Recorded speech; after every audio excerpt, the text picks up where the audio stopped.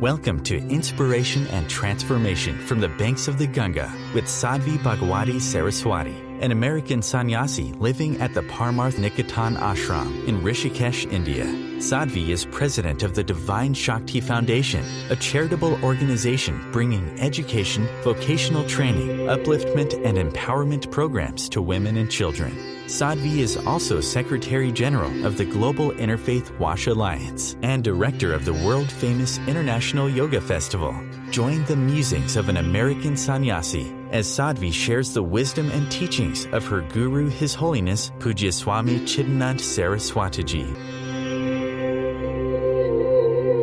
Welcome, everyone, to Inspiration and Transformation from the holy banks of the sacred Ganga River in the land of Rishikesh, India.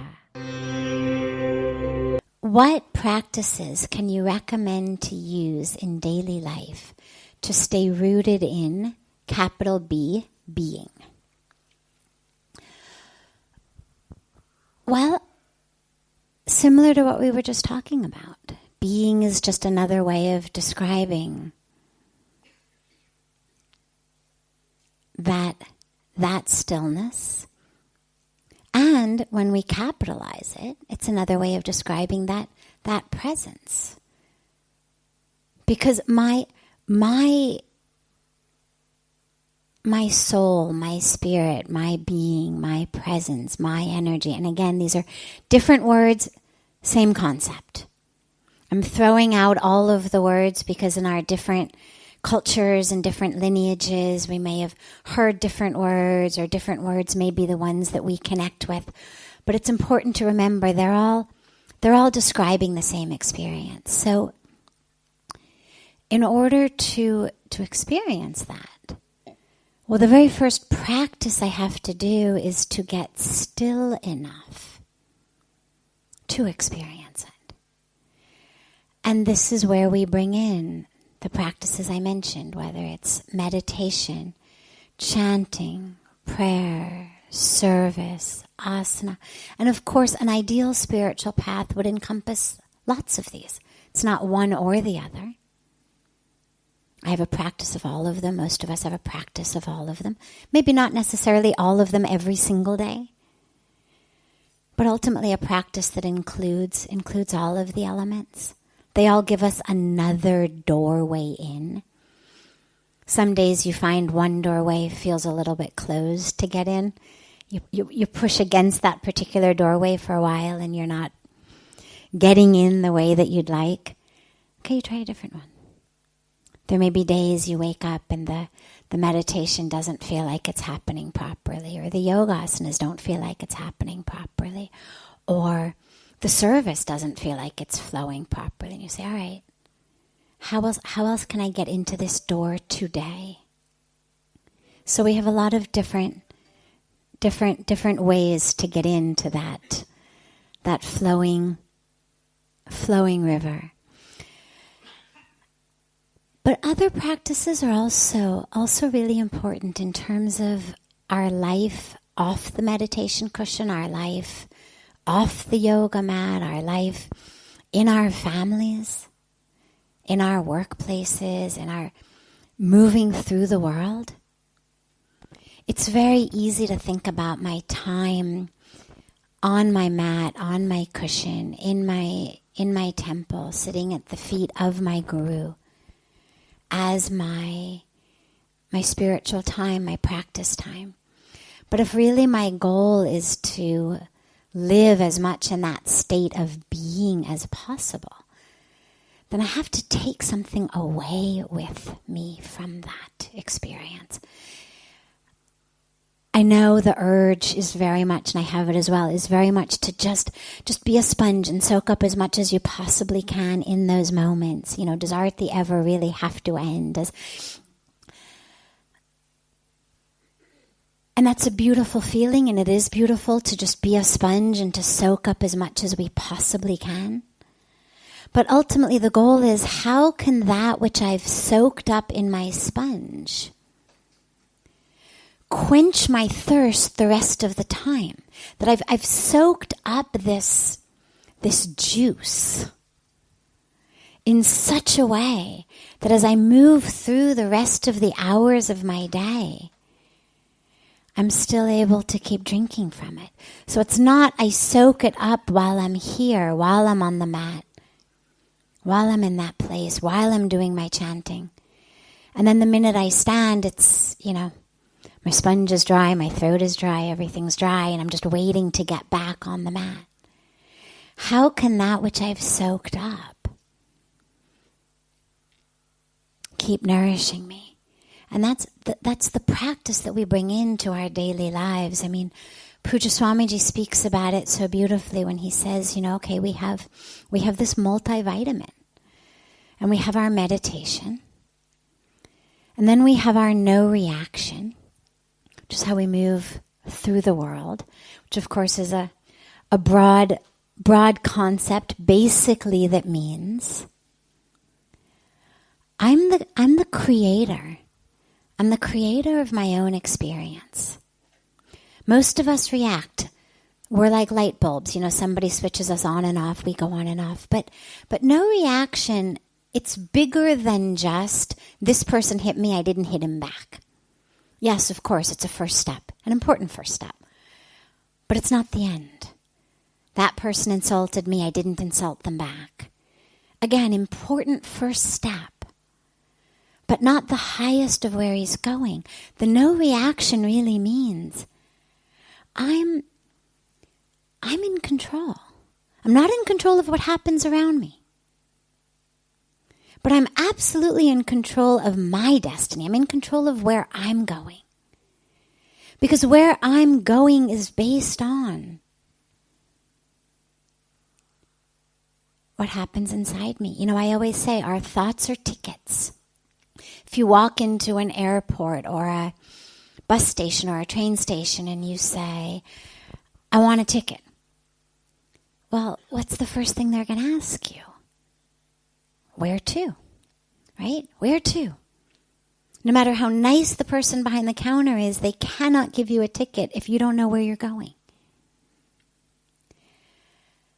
None of us would ever at a train station have a counter person say, well, there's this beautiful train. Very cush, there's a great food compartment. Great train, I can get you a first class seat. Do you want it? Well, so then we'd say, well, where's it going? And then if again they said, only $10, cheapest first class seat available. Do you want it? Well, again, until we knew where it was going, no matter how cushy it may sound, no matter what a great deal it may sound like, very few of us would say, oh yeah, all right, sure. But what happens in our lives is a thought begins.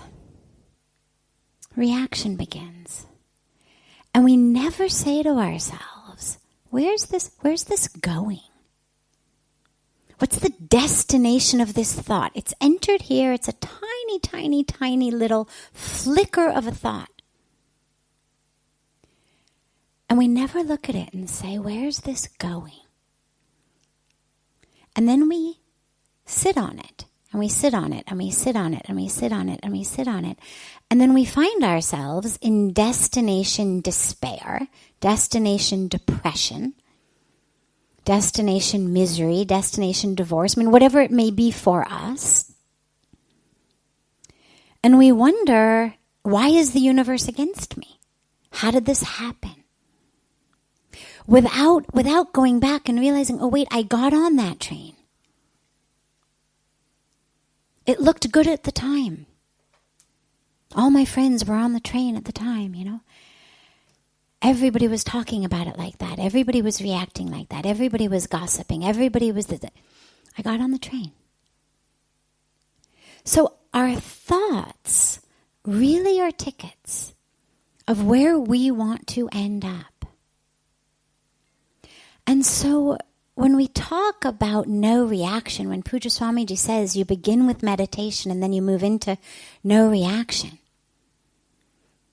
It's not just I didn't hit back, I didn't insult back. It's throughout my day, every word, every action, and every thought was one that I had or performed or did with an awareness of what that destination was. Now, I don't mean destination of physical actions. We have no control over that.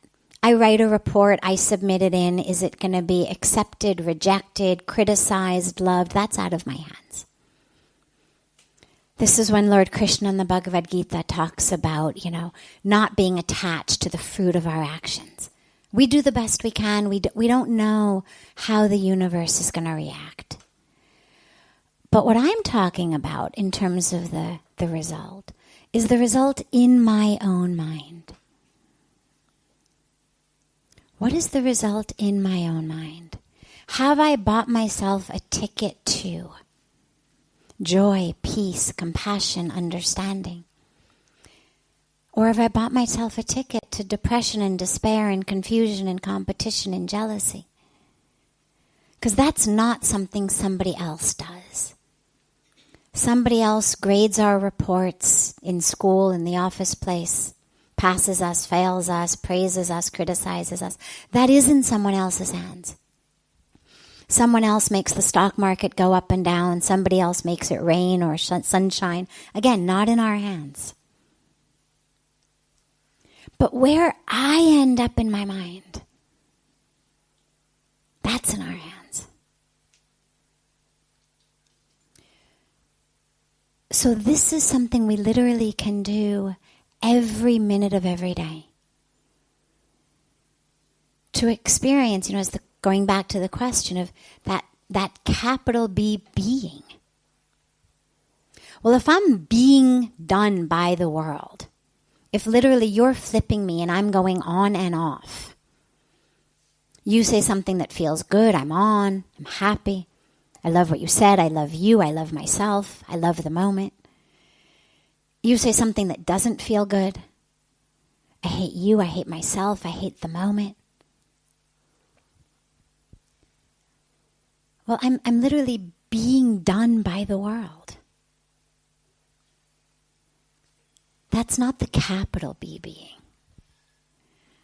The capital B being is that which happens when I'm able to literally connect with that beingness within myself, which isn't switched on or off or pulled or pushed or done by or done to anyone else. But it's a practice. And it begins with that which we do on the mat, on the cushion. And then it moves into our lives. And just lastly on this, it's important to realize, just like in meditation, you sit down, you've got a mantra, or you've got your breath, or you've got a meditation technique, and you do it for a while. And then you find, you've ended up at the neighbor's house in your mind, or you've ended up back in 4th grade in your mind, or you've ended up at your parents' house in your mind, or who knows where you've ended up. And you just bring it back. You don't take out a knife and kill yourself. You don't give up meditation. You just bring the mind back. And in the same way, you're going to lose it. You're going to have it, and then you're going to lose it. When you lose it, just bring it back. Because being, presence, stillness, this is always with you. It's always accessible. Just bring it back. Every minute or moment you spend berating yourself or judging yourself for why you lost it or analyzing why you lost it is yet another moment. You're not being. It's yet another moment you're not in the presence of presence. So when you lose it, just bring it back. Just keep bringing it back. And slowly, slowly, slowly, that'll become a place, a state that you live in more and more. You're listening to OTR-FM, part of the IOM radio network. Being a radio host on IOM FM allows you to build your show on a rich platform with the power of the internet to fulfill your outreach goals and connect with a very specialized and global online audience, unlimited by time and distance. OMTimes Radio will provide you with web relevance, a recognizable conscious brand, and with the standard of excellence that has accompanied every single... Join us here on the holy banks of Mother Ganga, in the lap of the towering and beautiful Himalayas, for our annual International Yoga Festival, taking place from March 1st to March 7th every year. Come, join your global yoga family in a true union of yourself with your divine self. We look forward to welcoming you all. You can go to the website on www.internationalyogafestival, all one word, .org. Look forward to welcoming you all home to the banks of Mother Ganga. Circle of Hearts Radio is a sanctuary on the airwaves. Join me, Grandmother Elia, in the circle on Sunday, 2 p.m. Eastern, as I share information to both enlighten and nourish your soul. Hi, this is Christina Ricci with RAIN. Every 2 minutes, another American is sexually assaulted. If you or someone you know has been sexually assaulted, you are not alone. Help is just a call or click away through the National Sexual Assault Hotline. Please call 1-800-656-HOPE, that's HOPE, or visit RAIN.org, that's RAINN.org. Brought to you by RAIN and this station. Welcome back to Inspiration and Transformation. I'm so glad to have you all back here with me. How does one develop patience, especially when on the spiritual path? We start our journey with the realization that we've been in darkness all these years and lifetimes. And now, despite our conviction, despite our commitments, we seem to be making no progress, or maybe some at a snail's pace. Yeah, welcome to the human condition. And there's really two aspects here. One is our spiritual practice, and the other is our interaction with our spiritual practice. And they're really different. Our interaction with our spiritual practice is I interact with it pretty much the way I interact with everything. And so if in my life, one of my identities, one of the clothes on me, is I'm never good enough. I'm never smart enough. No matter what I do, it's never enough. And a lot of us have this complex. I know I do. I never go to sleep at night feeling like, oh, well, thank God everything is done. There's always a sense of, my God, really, this was all I could accomplish today? Okay, maybe tomorrow I'll be able to do more.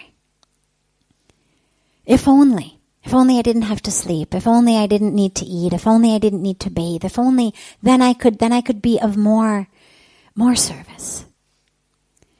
You love someone. You want to give to them. There's always a sense. This is where, especially in India, but definitely not exclusively India, you eat at a table, and whoever's feeding you, particularly if it's the mother, you're never allowed to be done. It's chapati after chapati after chapati after chapati, and it doesn't matter how much you've eaten. It's never enough, because It's an expression of love. And she's wanting to serve you. That's how so many people, women in particular, are trained on a very deep level. This is how we show love. We feed. And so the food becomes love. And because I love you, well, yeah, you better eat more chapatis because like this is my love.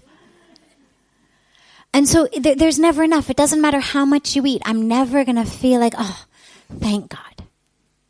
I'm always going to wish, oh, God, maybe I should have made that. He could have had a little more of this. He really liked that. There probably wasn't enough salt in this.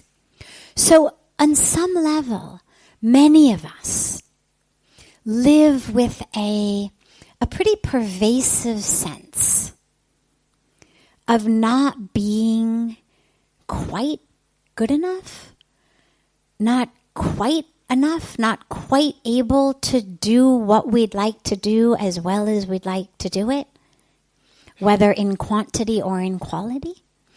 And so, since that's how we interact with the world, our spiritual practice is part of our world. And so you embark on a spiritual path, and yeah, I'm not moving fast enough. It's not happening fast enough. And interestingly, if you've actually been graced and blessed with a very profound spiritual experience, you can't get back there. You can't get back there quickly enough. You can't make it last long enough. It dissipates too quickly. You want it to last longer, and then it's gone, and then it takes too long to get it back. And it doesn't matter whether the too long is 3 minutes or 3 years. However long it may be for you, it feels like too long. And so that's one aspect, and this is where it's so important on every level to just always keep reminding ourselves we are enough.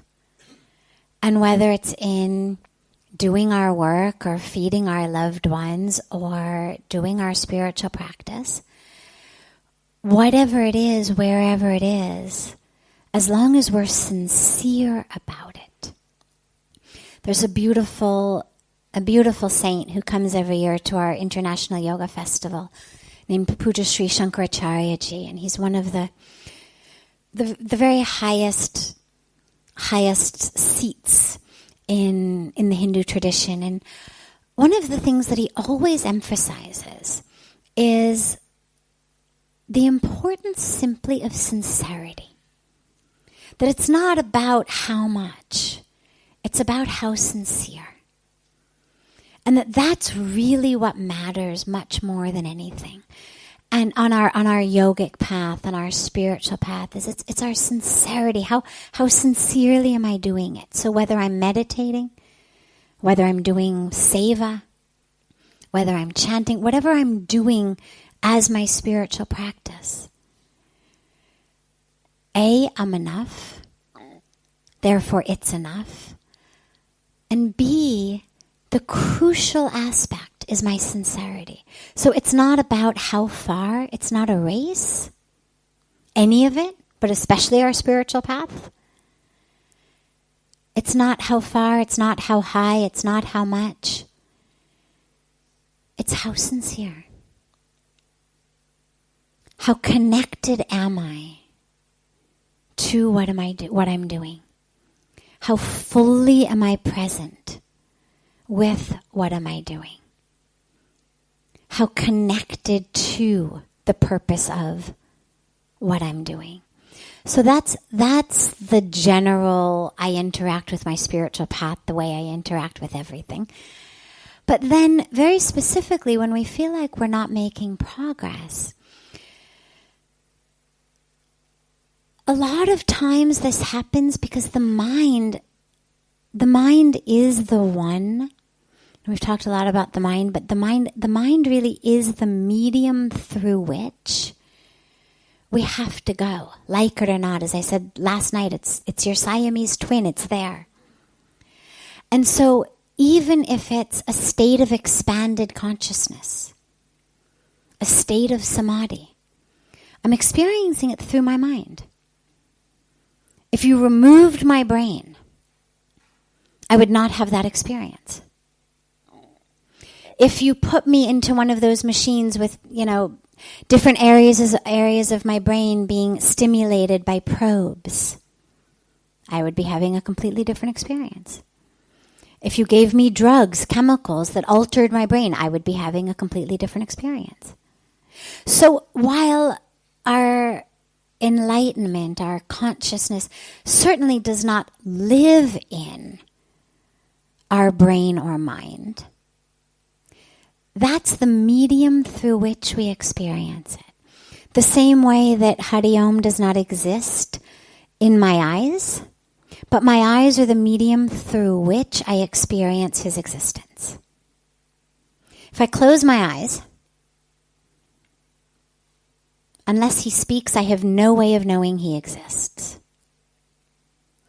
Now, obviously, my eyes don't impact his existence, but they impact my ability to experience his existence. They impact my ability to interact with his existence. They impact his existence's ability to change me.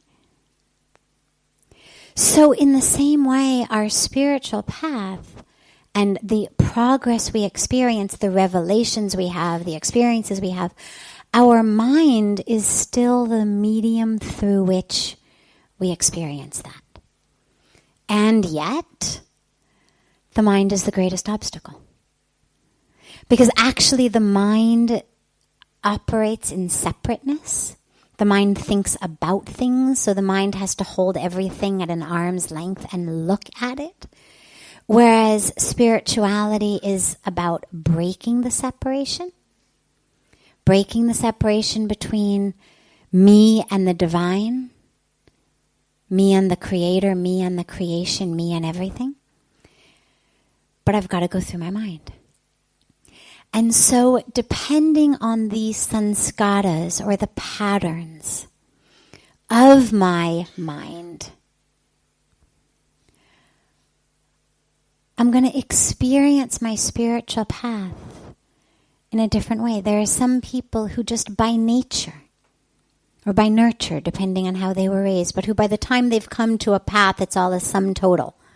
Nature, nurture, it's all come together, whether it's their genes or whether it's their environment or whether it's their past karma, whatever it is, it's come into the sum total of right here, right now, this is you. And for some of us, we have brains that are very, very active. Some people have minds that are much stiller. And you know this about people's personality. And it's a lot easier to find stillness in a place where there was already stillness. It's going to be quicker. Because in order to experience any of it, we have to be able to quiet the mind. And the faster the mind is running, the more, I don't like the word effort because it implies this sort of strenuous perspiration, but the more attention, the more intention, the more sincerity we're going to have to put into bringing the mind still enough so that I can actually have an experience that is beyond my mind. An experience beyond separation, an experience of oneness. So don't worry if you feel like you're not making any progress. First of all, you are, for sure. Second of all, this is a practice, it's a path, it's not about black and white. Every day, you should feel closer to God. You should feel closer to your true self. And if you're really not, despite your spiritual practice, then this is where sometimes, a little bit of psychology comes in. I've got an academic background in psychology and came to India and had an incredible spiritual experience and sort of forsook psychology for a while, and then over the course of the last 20 plus years, have actually realized that it too plays a very important role, because a lot of times that which blocks us, it's our mind, But it's stuff that we need to look at. And it's not stuff, sadly, that you can just meditate away. And by not looking at it, it keeps, every time you get still, it keeps coming back. And there it is, it's the elephant in the room. And this is where some psychology comes in, all right? What is it? What is it that's blocking me? What aspect of my mind? Because we're all made up of it in slightly different proportions. So there's anger, there's ego, there's jealousy, there's sense of not enoughness, there's fear, there's so many different aspects of the mind. There's the walls we build to protect ourselves that actually end up suffocating us. We all have different ways we move through the world. And knowing what your way is, being able to really look at it, helps you dismantle it. A lot of times, simply honestly looking at it is enough to help it dissipate. And if not, there's all sorts of other practices, that you can go into. The practice for me that's been very, very, very powerful is a practice of ritual. Literally, giving it. Okay, God, you put it there, I'm giving it back to you, please. Thank you for it. It's taught me so much over these years. Thank you for it. It's gotten me here. But I don't need it anymore. Now it's blocking me. Can I give it back? Will you take it? And the answer is always yes. If you give it sincerely, the answer is always yes. And while you're here on the banks of Ganga, Ganga always takes it. That's what Ganga does. Ganga washes away. Typically people come to wash away past karma. Whether it's previous lifetimes, whether it's this lifetime. Whatever it is, just offer it to her. This is blocking me. This is preventing me from living in the light. These are the curtains on my window. I know the sun is shining. But these curtains are on my window. This dirt is on my window. I offer it to you. And it'll happen. Slowly, slowly, slowly, or by God's grace, quickly. Either way. It'll happen, for sure. Because it is our true self. Just like when we were talking about Hari-Om in his bath, he could take off his clothes as slowly as he wants. But eventually he's going to get naked. Eventually he'll be ready for the bath. And so don't worry about how long it takes you to get them off. As long as you're moving in the right direction, you're going to get there. This is OTR-FM, part of the IOM radio network. OMTimes magazine is one of the leading online content providers of positivity, wellness, and personal empowerment. A philanthropic organization, their net proceeds are funneled to support worldwide charity initiatives via Humanity Healing International. Through their commitment to creating community and providing conscious content, they aspire to uplift humanity on a global scale. OMTimes, co-creating a more conscious lifestyle. Join us here on the holy banks of Mother Ganga, in the lap of the towering and beautiful Himalayas, for our annual International Yoga Festival, taking place from March 1st to March 7th every year.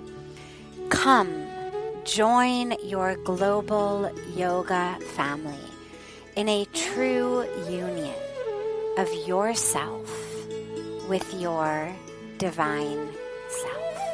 We look forward to welcoming you all.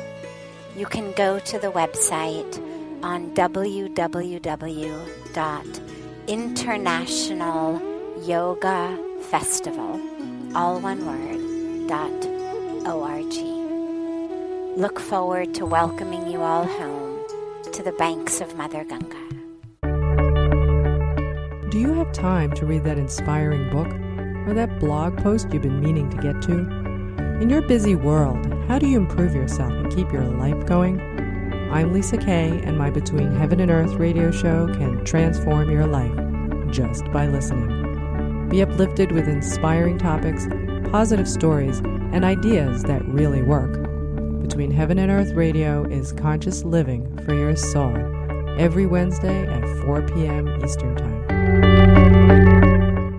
Like Baldwin with People for the Ethical Treatment of Animals. I grew up loving circuses and other traveling animal shows, but it never occurred to me what life might be like for the animals. Training wild animals to do things they don't understand takes force. Routine discipline with a hook or whip with the heel of a boot shows the animal exactly who's the boss. Don't patronize animal acts. Please contact People for the Ethical Treatment of Animals. 757-622-PETA. Welcome back.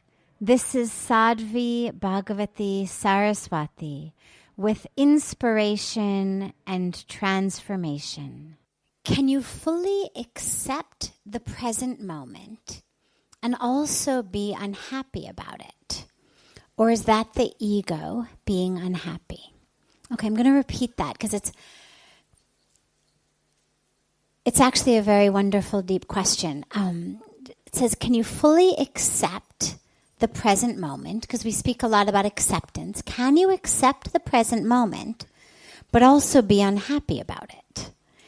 Or is it the ego being unhappy? What I really like about that question actually is that when we talk about acceptance in the spiritual world, it gets misinterpreted sometimes into a belief that if I accept something, it means it's okay. It means I don't want to change it. It is a license, therefore, to inaction.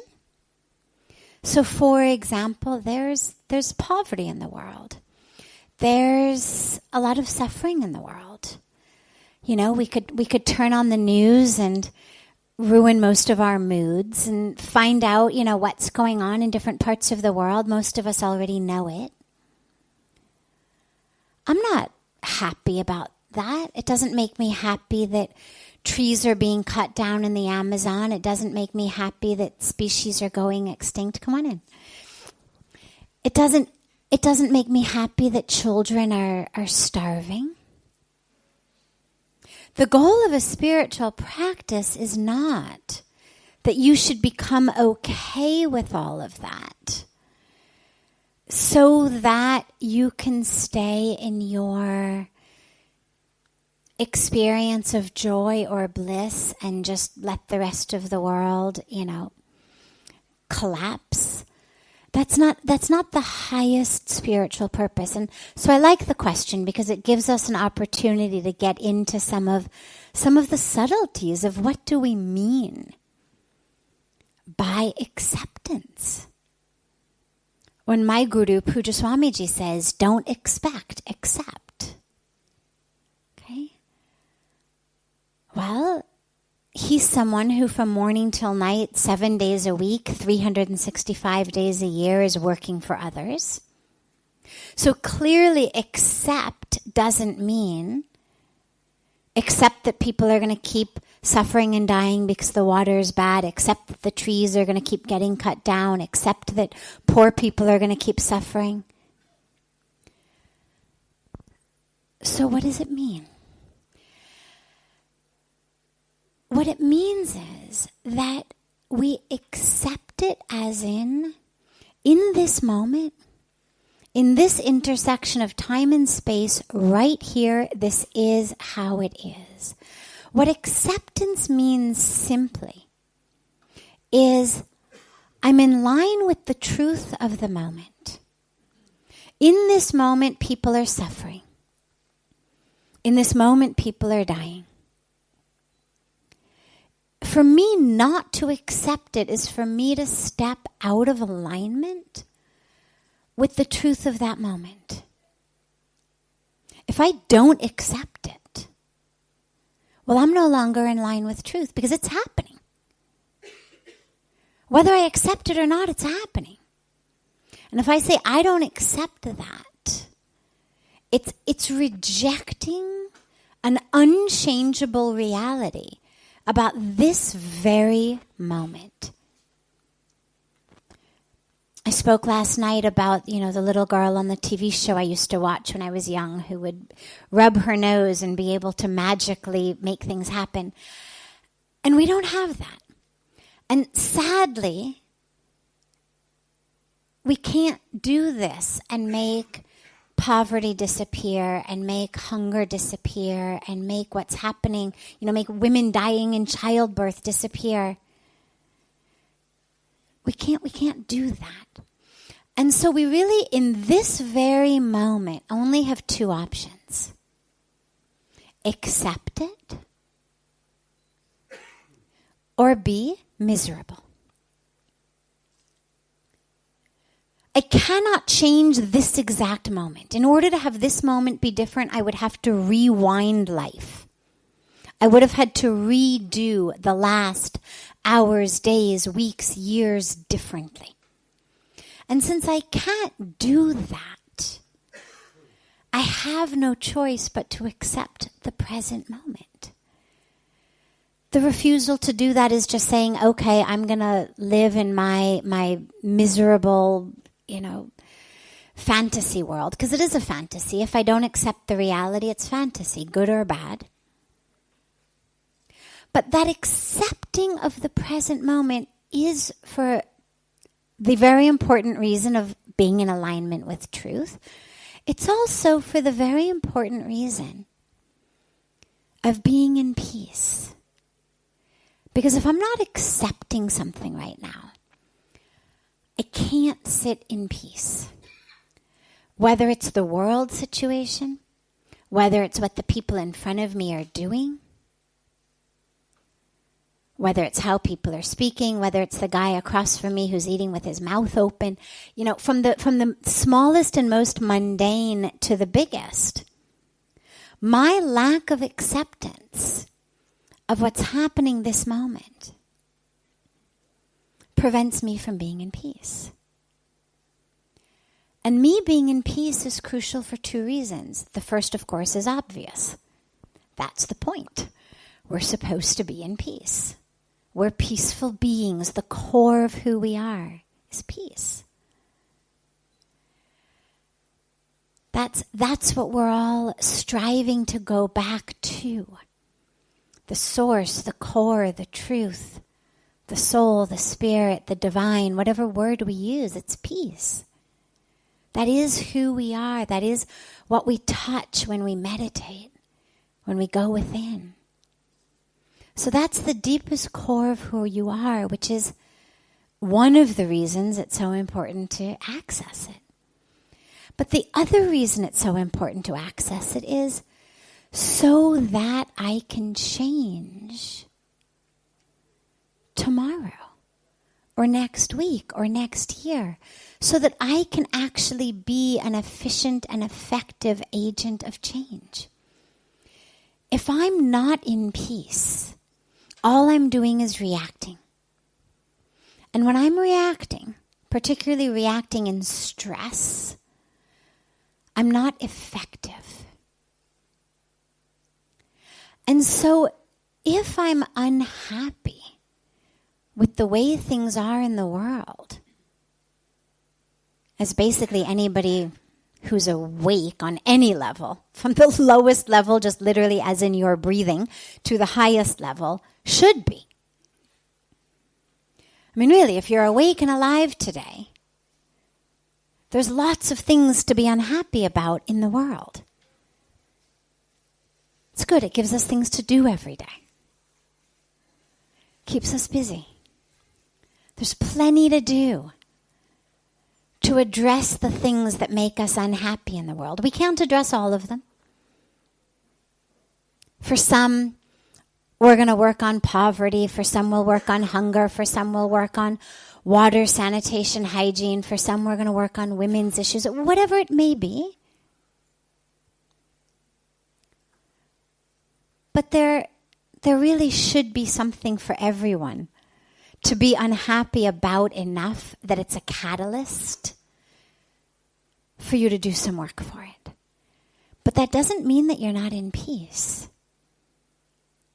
And this is where the subtle distinction, but it's crucial, because if I'm working because I'm agitated, if I'm working because I'm upset, if I'm working because I'm restless, I'm not going to be able to effectively help the situation, because all I'm going to bring to the situation is upset and restlessness and frustration and anger.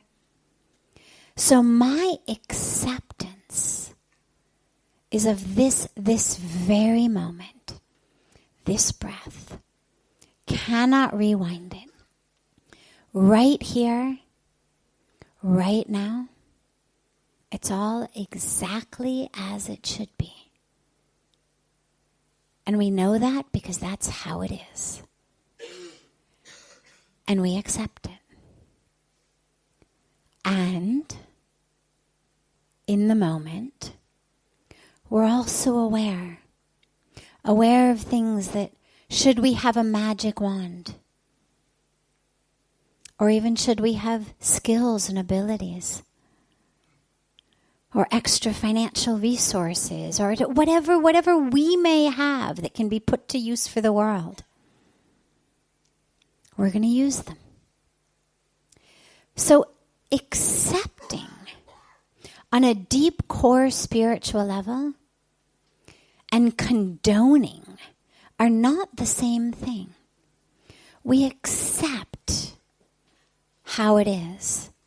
That's in this moment, this is where we are. That doesn't mean we condone it. There's a lot of things going on we don't condone. We then work to change them as much as we can, as effectively, efficiently, egolessly as we can, which of course means from a place of peace and acceptance. This is OTR-FM, part of the IOM radio network.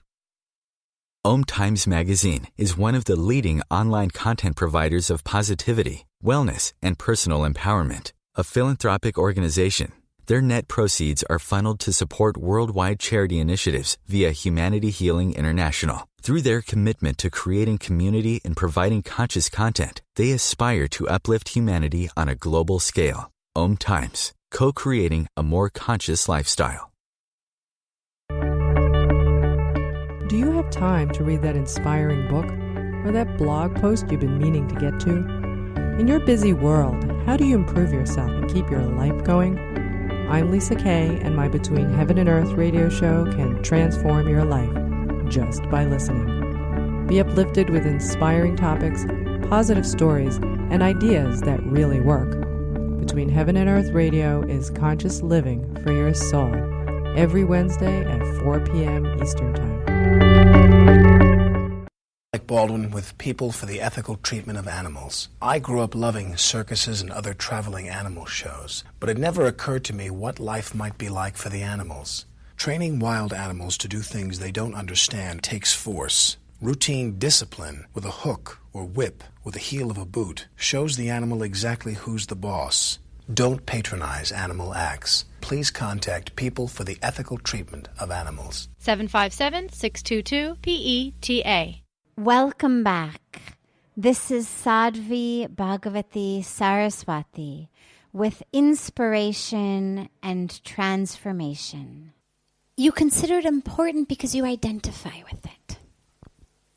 And this is where, in order to let go of the identifications, this is where, when we talked about yesterday about the different paths of yoga, and the Gyan Yoga path, which is the path of wisdom or knowledge, it's so important because I have to first know I'm not the false self before I can have an experience of not being the false self.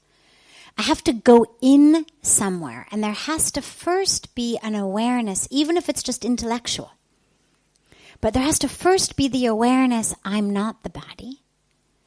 I'm not the false identities. I'm not my ego. I'm not my fears. I'm not all of my sanskaras or my neuronal networks or however we think about it. So I have to at least first know that intellectually. And only then am I going to even be able to step into an experience of that. Only then can I meditate on the idea of I'm not the identities. And the minute that we accept, even if I haven't experienced, but we accept theoretically at least, that I'm not those identities, our whole way of thinking about them shifts. So I get in the car to leave the office and my brain is doing this. Again, he stole my project. Again, I was supposed to be the one, who was going to get the credit for it. Again, he put his name on it and went to the boss and, got all the credit. Or again, I worked so hard on something and nobody appreciated it. Or again, our competitor came out with the same thing that we were inventing and somebody must have tipped them off because, otherwise it was inconceivable and it's so unfair and all this stuff. So the brain is doing that. That's its habit. That's what it's always done. But now that you know that that's not who you are, then there's another aspect of you that comes in and says, wait. I don't want to go there.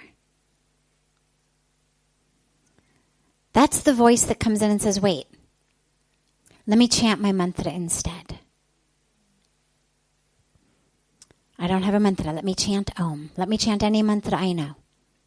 Let me contemplate on the fact that I'm not this body. You can do it with your eyes open, driving a car just as easily as you can do it with your eyes closed. So what you've done, even though you haven't yet had that experience, is the awareness, the knowledge, is enough to start shifting your patterns of behavior, enough to start shifting your habits. So even though the mind is having those thoughts, you're not disturbed by them. You're able to look at them and understand, oh, those are just my habits. Truth is, this isn't important. I mean, if I am my career, then yeah, it's important. But if I know that I'm not, then actually what's much more important is experiencing who I am. There's a great story of a spiritual seeker who says to his guru, I want to experience God, but it's just not coming. I'm meditating, I'm trying, but it's just not coming. And he said, I find my mind wandering a lot and I'm thinking about other things. And the guru takes him to a lake and holds his head underwater. Keeps it there until the guy is literally thrashing around. And finally, because it's, the guru and not a murderer, he lets him up and the guy comes up and he's, like you could imagine, you've been suffocated underwater. And the guru said, did you have any other thoughts during that time? Were you thinking about anything other than, I've got to get air, I've got to get air, I've got to get air?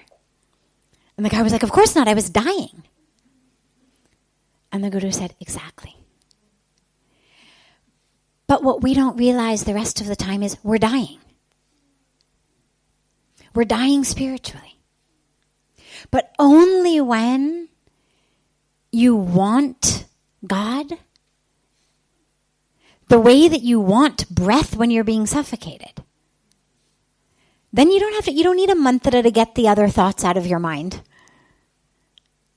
There are no other thoughts. And this is where the practice of introspection comes in. When I realize, where am I losing myself? Then suddenly, much more important than who said what in the office, much more important than who's stealing whose ideas or whose projects or whatnot, becomes experiencing God, like getting breath. So just keep reminding yourself of that. Contemplate on it, such that when you sit to meditate, that becomes like someone gasping for air. This brings to a close this hour of inspiration and transformation. Thank you so much for joining me. I'm so glad to be together with you all each week, and I look forward to being together again next Thursday, same time, on OMTimes Radio.